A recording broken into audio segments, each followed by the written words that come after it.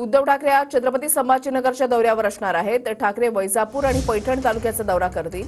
वैजापूर शहरामध्ये ठाकरेंच्या उपस्थितीमध्ये कार्यकर्ता मेळावा होतोय।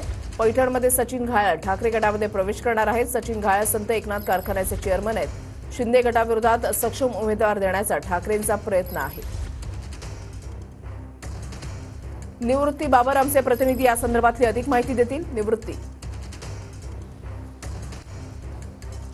नक्कीच वृषाली, आज उद्धव ठाकरे यांचा शिर्डी आणि संभाजीनगरचा दौरा आहे। उद्धव ठाकरे 9 वाजता मातोश्रीवरून शिर्डीच्या दिशेने निघतील आणि 10:30 वाजता शिर्डीच्या साईबाबाच्या मंदिरामध्ये हजर राहणार आहेत आणि त्या ठिकाणी साईबाबांचं दर्शन देखील घेणार आहेत। आणि त्यानंतर कोपरगाव या ठिकाणी जे आहे ते जुनी पेन्शन योजनेसंदर्भात जे आहे ते या ठिकाणी आंदोलन सुरू आहे।